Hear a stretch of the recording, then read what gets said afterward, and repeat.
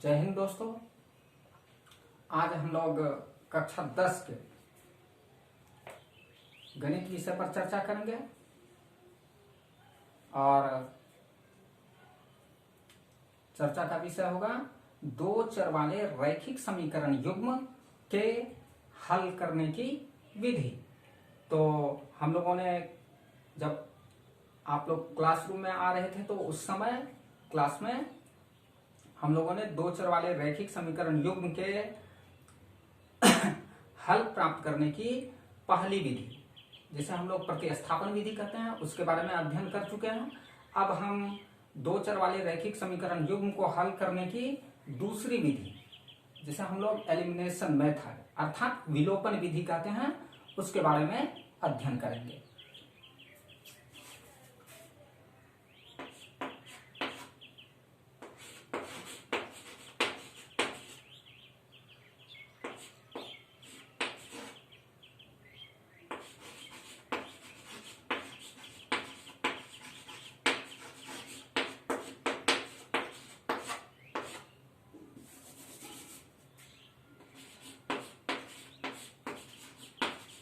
दो चर वाले रैखिक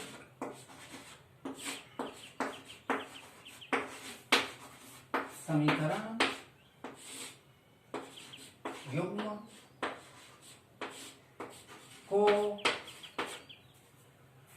हल करने की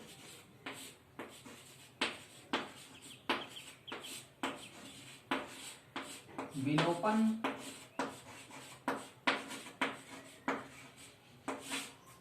विधि।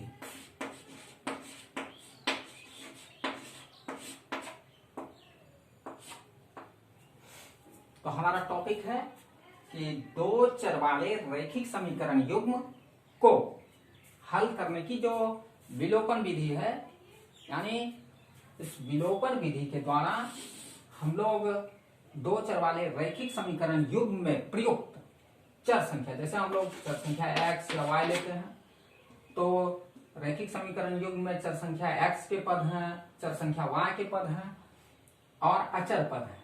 तो इन अज्ञात पदों के मान को विलोपन विधि के द्वारा किस तरह प्राप्त करेंगे, उसके बारे में चर्चा करेंगे।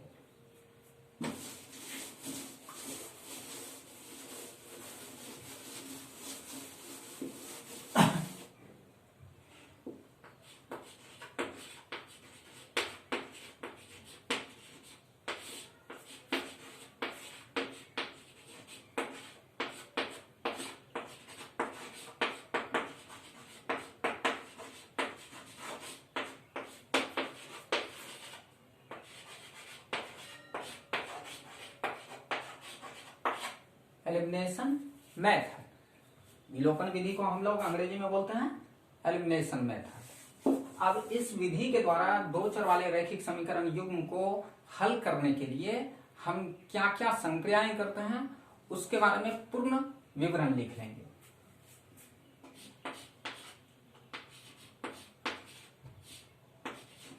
दो चर वाले रैखिक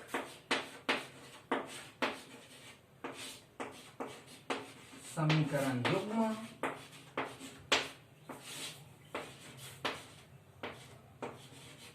को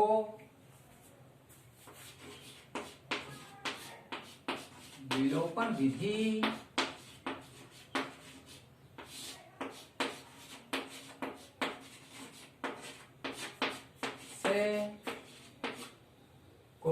विधि से हल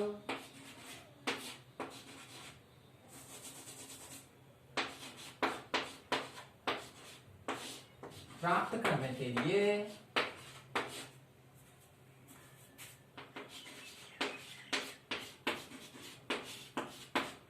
हम लोग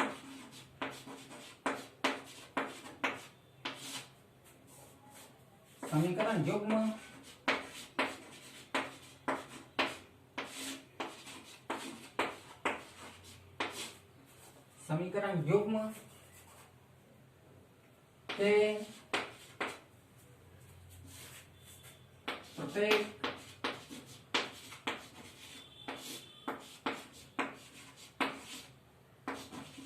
प्रत्येक समीकरण के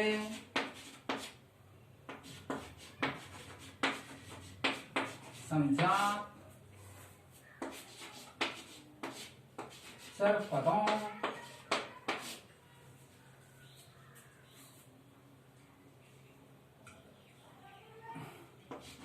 के गुणांकों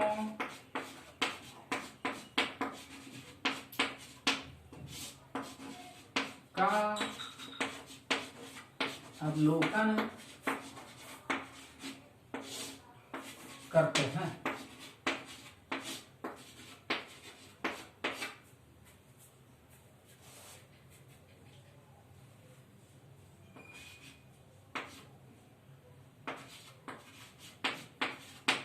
दोनों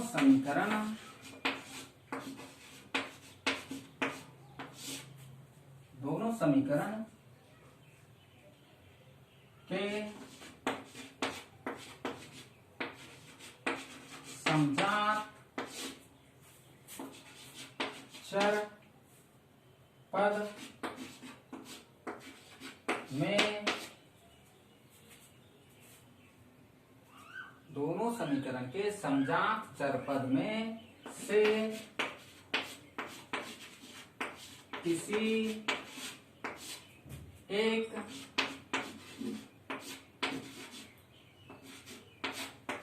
चर पद के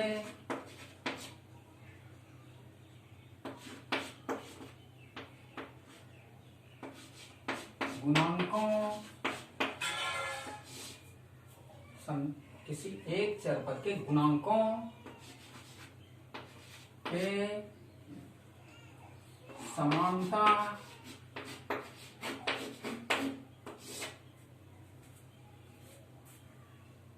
या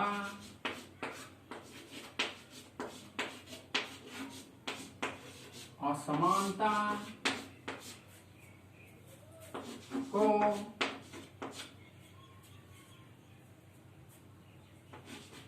देखते हैं।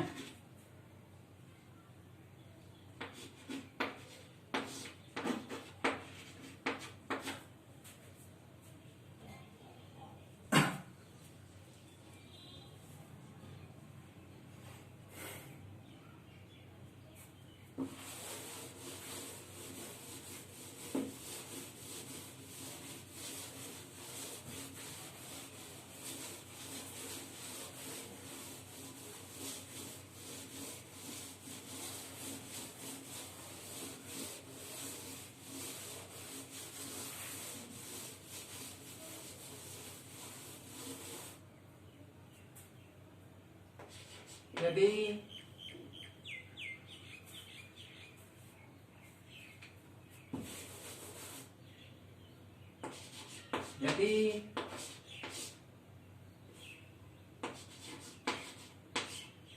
चर पद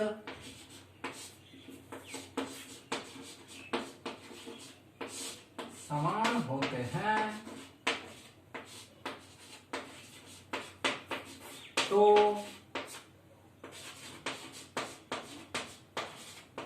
आगे की संख्या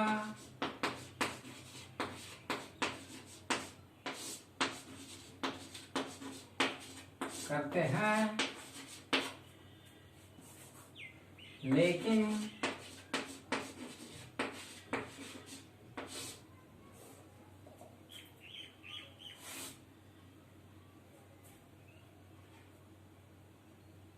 यदि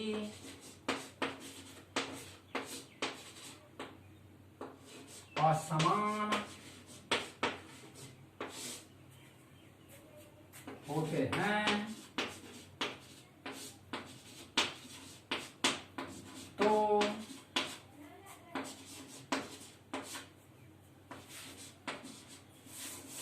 समजात चर पदों के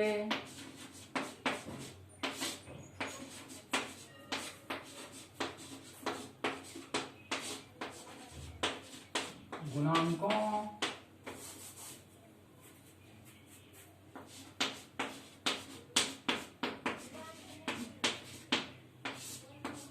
को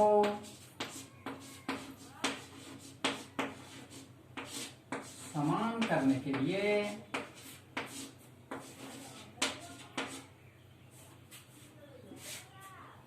दोनों समीकरण में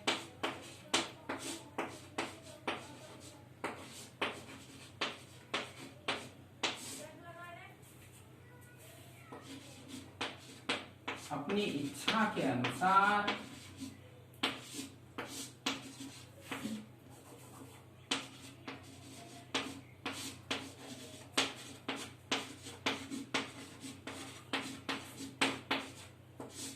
ऐसे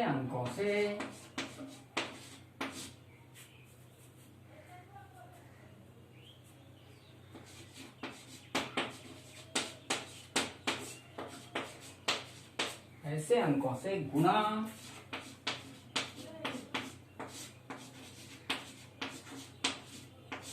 करते हैं ताकि एक समजात चर पद के गुणांक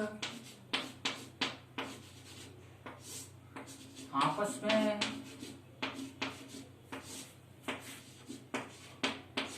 समान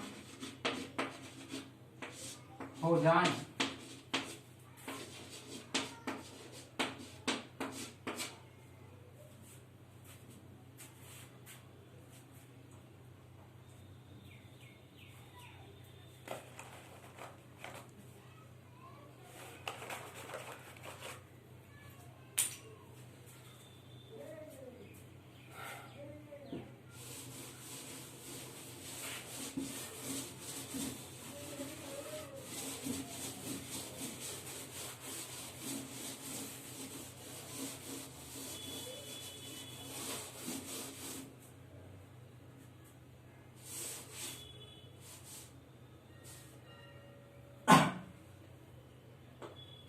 एक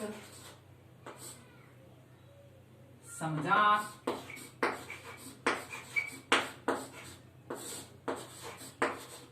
चर पद के गुणांक समान होने के बाद हम इस बात का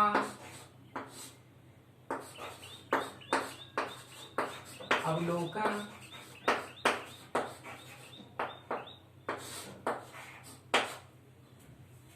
करते हैं कि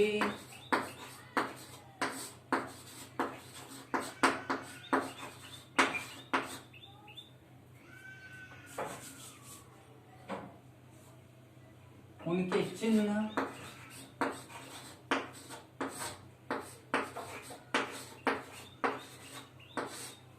आपस में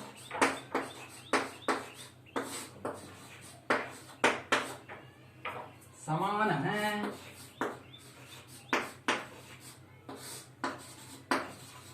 या असमान।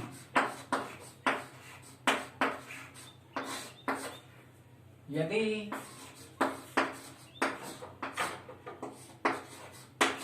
चिन्ह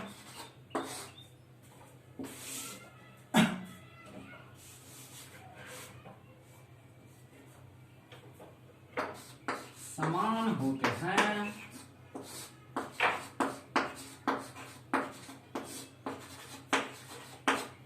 तो हम लोग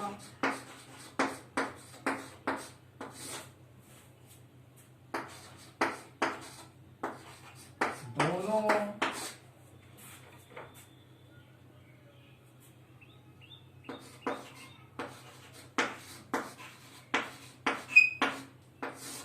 समीकरण के बीच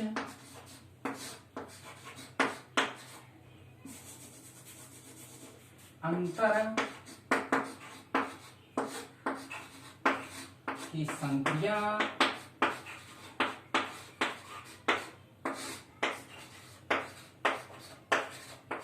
अंतर की संक्रिया करते हैं, जिससे समजात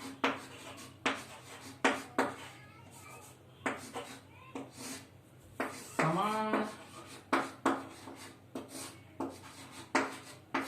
चर पदों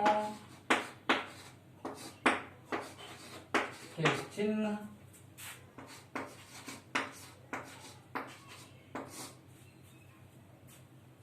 समजात समान चर पदों के चिन्ह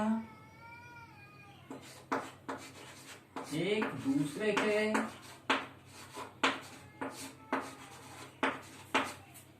विपरीत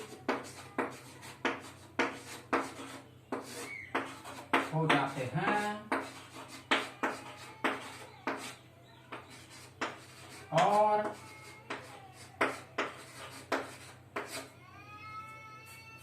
उस चर पद का मान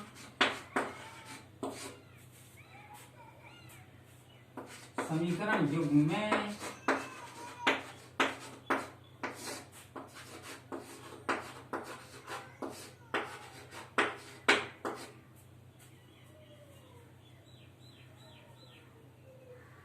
शून्य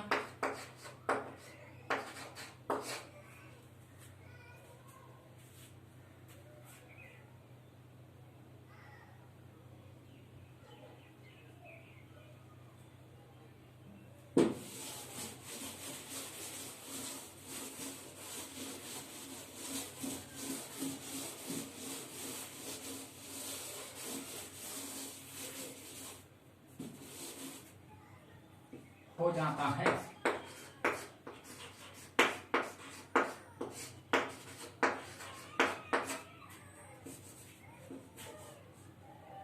या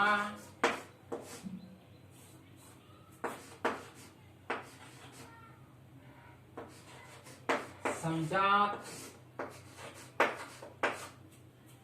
चर पद के चिन्ह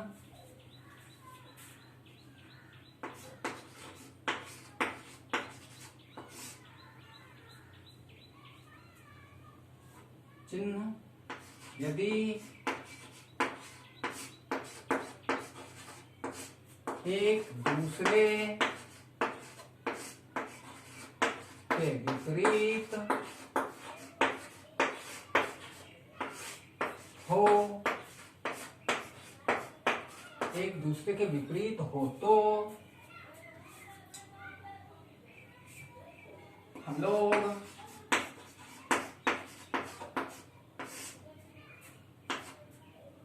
दोनों समीकरण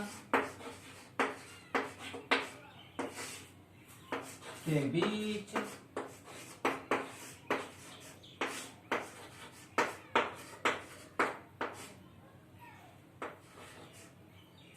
जोड़ की संक्रिया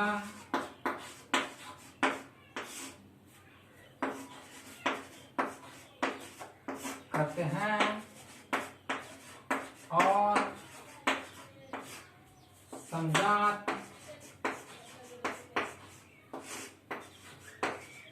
चर पद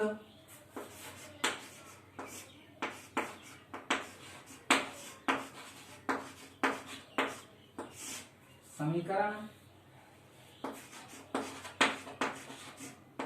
युग्म में शून्य हो जाता है।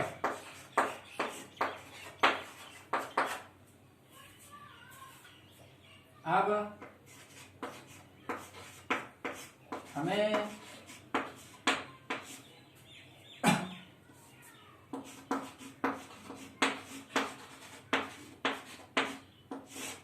समीकरण युग्म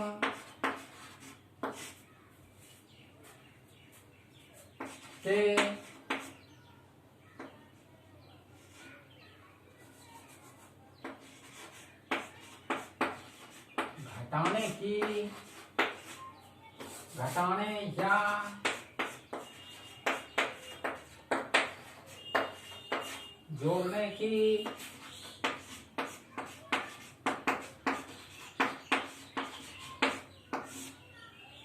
घटाने या जोड़ने की संख्या के बाद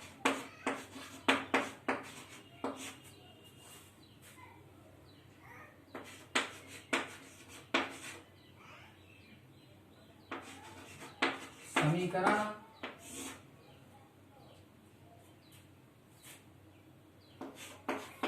एक चर वाले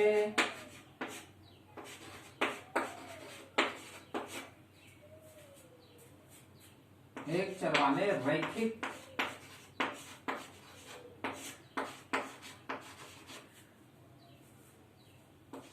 समीकरण के रूप में प्राप्त हो जाता है।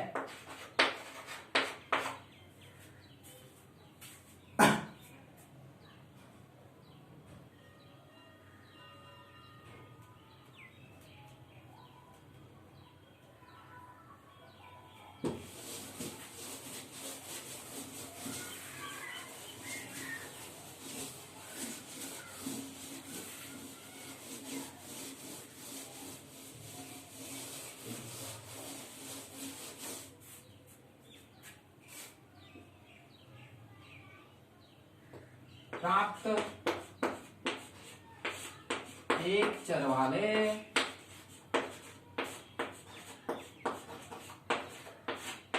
रैखिक समीकरण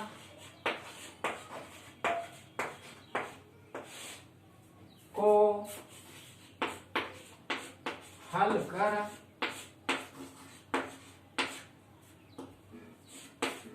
एक चर संख्या के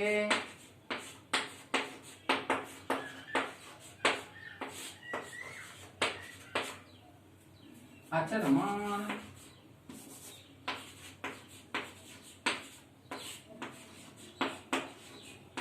को प्राप्त कर लिया जाता है।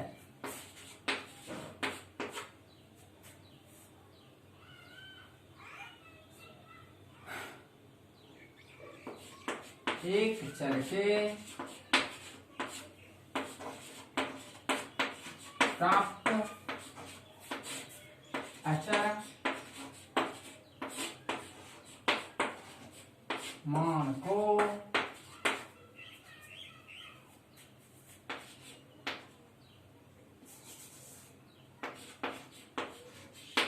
समीकरण युग्म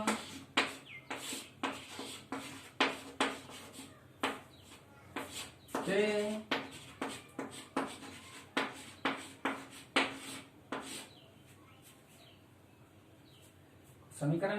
किसी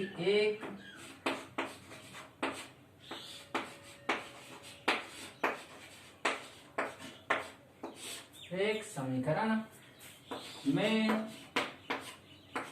उसके स्थान पर रखकर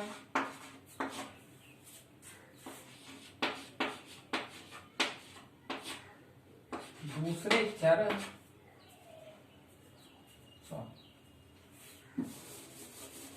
रखकर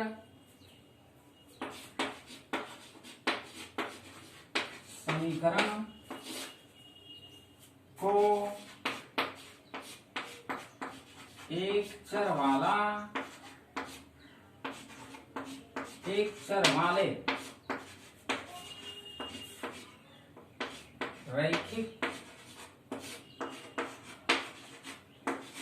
समीकरण में रूपांतरित कर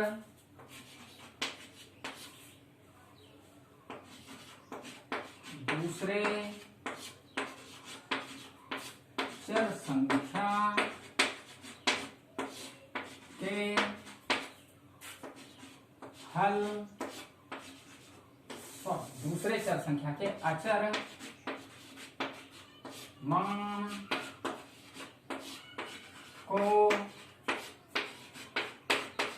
प्राप्त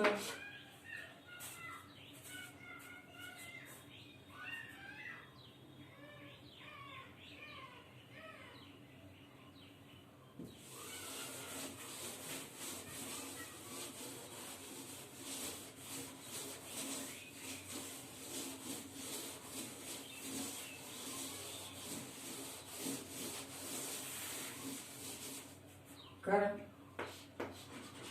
दिया जाता है।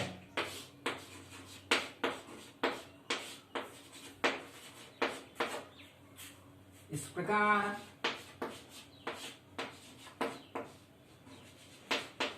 हम लोग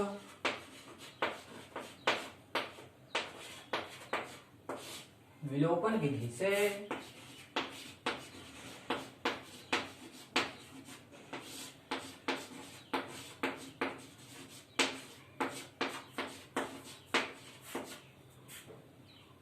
दो चर वाले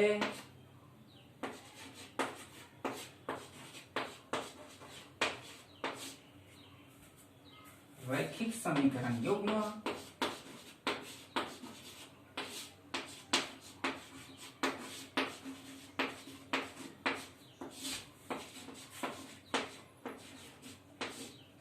के चर संख्या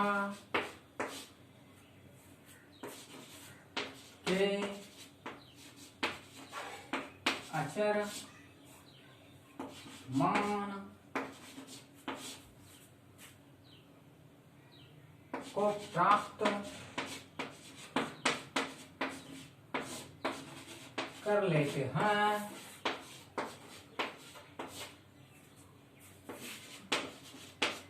यह मान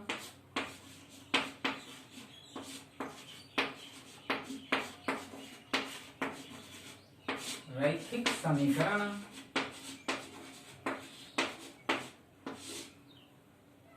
यह मान दो चर वाले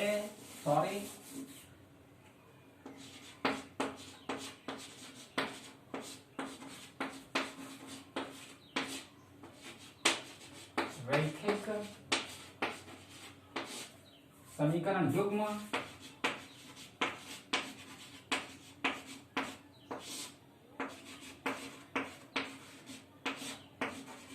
का हल कहलाता है।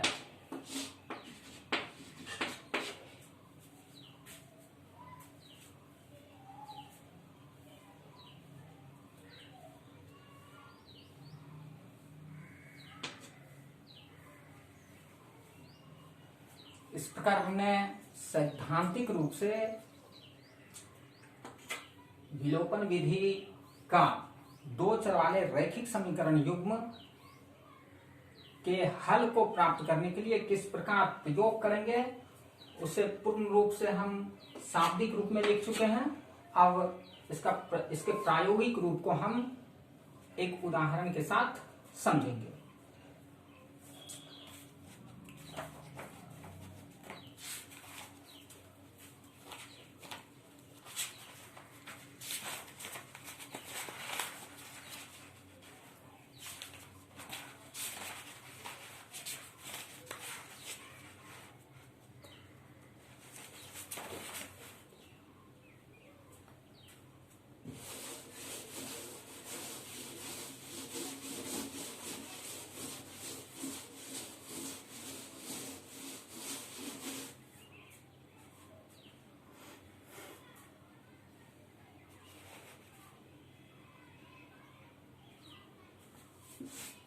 हमें रैखिक समीकरण युग्म के रूप में एक समीकरण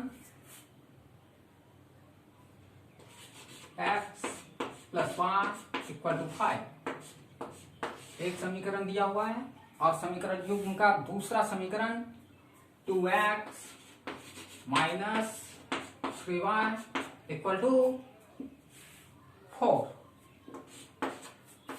दूसरा समीकरण दिया हुआ है। अब देखिए, ये दो चर वाला एक रैखिक समीकरण है और ये दूसरा दो चर वाला रैखिक समीकरण है। अब ये दोनों समीकरण यदि एक साथ हैं तो इन्हें हम बोल देते हैं रैखिक समीकरण दो चर वाले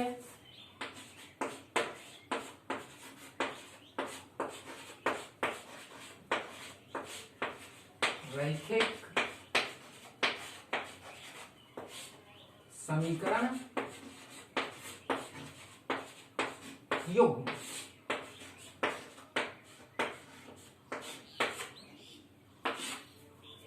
युग्म का मतलब जोड़ा। जब दो समीकरण एक साथ अवस्थित हो तो हम इन्हें युग्म के रूप में बोलेंगे। और इन समीकरणों में दो प्रकार की चर संख्या है, एक चर संख्या x है, दूसरी चर संख्या y है।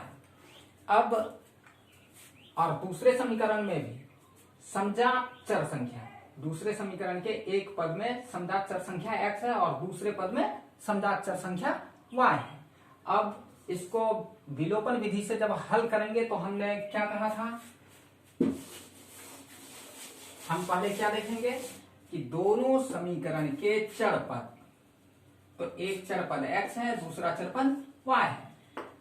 x चर पद का गुणांक कितना है, यदि कोई गुणांक नहीं दिया हुआ है तो इसका मतलब है कि इसके साथ एक गुना का अंक है, और y के साथ भी गुणांक एक है। और दूसरे समीकरण के चर पद x का गुणांक कितना है, 2, और दूसरे चर पद में चर संख्या y का गुणांक कितना है, 3। अब हमने विधि लिखते समय बताया कि आप क्या कीजिए कि रैखिक समीकरण युग्म के चर पदों के गुणांकों का अवलोकन कीजिए कि चर पदों के गुणांक, यानी एक समीकरण में दो चर पद हैं, फिर दूसरे समीकरण में भी दो चर पद हैं, ये दोनों पहले समीकरण के ये चर पद और दूसरे समीकरण के ये चर पद आपस में समजात चर पद है, होमोलोगस है। और ये समजात चर पद x के रूप में और पहले और दूसरे समीकरण में 1y और 3y ये भी समजात चर पद हैं। लेकिन अब आप लोगों को केवल एक चर समजात चर पद के गुणांकों को बराबर करना है। यदि विलोपन विधि से हल करना चाहते हैं तो या तो आप x वाले समजात चर पद के गुणांक को बराबर करेंगे, या फिर आप क्या करेंगे, समजात चर पद y वाले के गुणांकों को बराबर करेंगे। इसके लिए हम क्या बताएं कि विधि में क्या लिखे कि यदि आपको गुणांकों का मूल्यांकन करके और उन्हें आपस में समान करना है तो आपको यदि मान लिया जाए यहां इन दो रैखिक समीकरण युग्म से चर पद को हटाना है तो इसके गुणांक को बराबर करेंगे।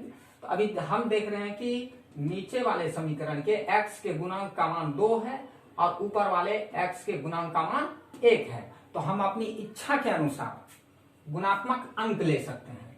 तो ऊपर वाले समीकरण को यदि हमको समजात चर पद x को हटाना है तो ऊपर वाले समीकरण को 2 से मल्टीप्लाई मारेंगे और नीचे वाले समीकरण को हमको सिर्फ कितने से 1 से मल्टीप्लाई करना है, क्योंकि यदि 2 से हम गुना करते हैं तो 2x और 1 से गुना करते हैं तो 2x, दोनों आपस में क्या हो जाएगा, इक्वल हो जाएगा।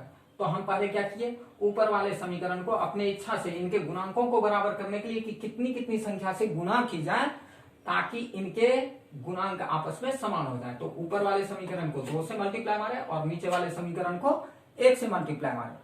अब यदि थोड़ी देर के लिए एक और बात जो बाद में करने से बेहतर है कि अभी कर दूं, यदि आपको x समजात चर पद को विलोपित नहीं करना है और आपकी इच्छा हो जाए कि आप y समजात चर पद को विलोपित करना चाहते हैं, तो अभी देखिए यहाँ का गुणांक 1 है और यहाँ का गुणांक 3 है।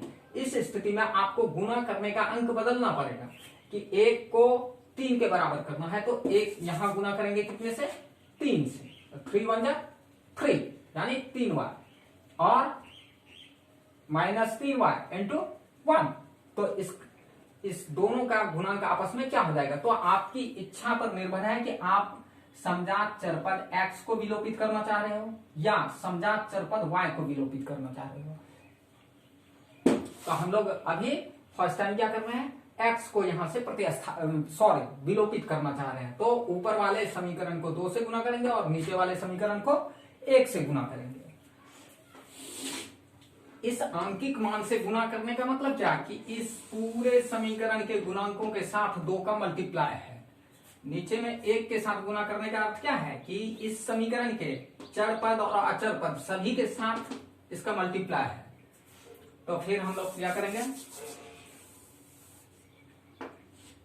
1x इंटू 2, तो नीचे में लाइन खींचेंगे 2x plus 1y into 2, 2y equal to 5 to the 10।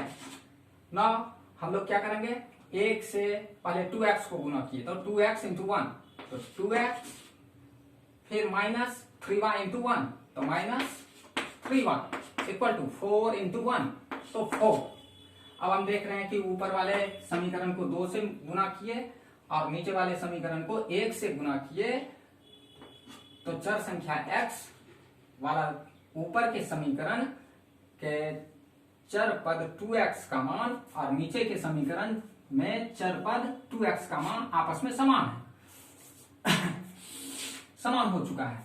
अब हम लोग देखेंगे कि इसके चिन्ह की संख्या, इसके आगे में यदि कोई साइन नहीं है तो ये भी प्लस में है और इसके आगे में भी कोई साइन नहीं है तो ये भी प्लस में है। अब इस दोनों को, और यहां पर हम देख रहे हैं कि ना इसका चिन्ह प्लस में है, इसका चिन्ह माइनस में है, लेकिन आपको बताया गया था कि यदि समजात चर पद के गुणांक आपस में समान हो जाए और उनके चिन्ह का अवलोकन करते समय हम देखेंगे, क्योंकि इसको विलोपित करना है, जब तक ये एक दूसरे के चिन्ह के विपरीत नहीं होंगे तो ये यहां से शून्य मान को प्राप्त करेंगे ही नहीं। तो यदि दोनों के चिन्ह समान हो जाए तो हम कैसी संक्रिया करेंगे, घटाने की संक्रिया।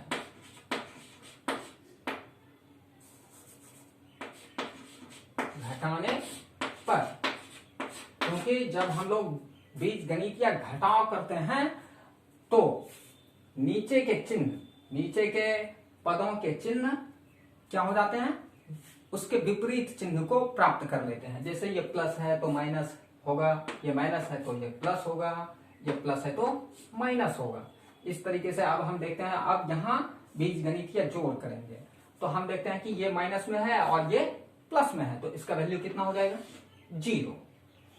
अब देखिए ये भी नीचे ऊपर में 2y, ये भी प्लस में है और नीचे में 3y, ये भी प्लस में है। तो अब दोनों को जोड़ देंगे तो plus 3 to 5y equal to, अब देखते हैं ऊपर में 10 प्लस में है और 4 माइनस में है, तो ये ऋणात्मक है और ये धनात्मक है। धनात्मक मान अधिक है और ऋणात्मक मान कम है, तो धनात्मक में से ऋणात्मक मान को घटा लेंगे, कम करेंगे उसकी गिनती। तो 10 में से 4 गया तो 6। अब अपने लोग को इस शून्य का कोई वैल्यू नहीं बचा, तो 5y इक्वल टू 6। अब यहां हम लोगों को क्या प्राप्त हो गया, एक चर वाले रैखिक समीकरण। अब इस समीकरण में केवल एक चर बचा हुआ और इधर अचर मान। तो इस तरीके से यदि हम इसका हल करेंगे तो y इक्वल टू, अब y के साथ 5 मल्टीप्लाई में है, इस तरफ लाएंगे तो डिवीजन की प्रक्रिया होगी, भाग देंगे। इधर ऑपरेशंस क्या था, मल्टीप्लिकेशंस का, और इधर जब लाएंगे तो इक्वल टू के इस तरफ लाएंगे तो ये डिवीजन की प्रक्रिया करेगी, यानी हम भाग दे देंगे 5 से उस तरफ। y के साथ ये गुना में, गुना का अंक था 5, अब इस तरफ यदि लाएंगे तो 6 को डिवाइड कर देंगे। अब देखिए हम लोगों को क्या हुआ, एक चर संख्या रैखिक समीकरण युग्म में प्रयुक्त एक चर संख्या y का मान प्राप्त हो गया 6.5। अब हम लोग क्या करेंगे, इसी मान को, y के इस मान को इस दोनों समीकरण में से किसी एक समीकरण में रख देंगे।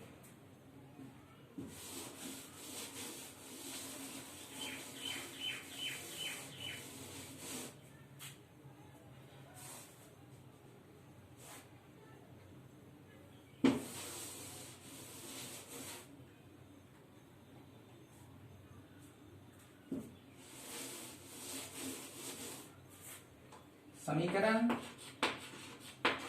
एक में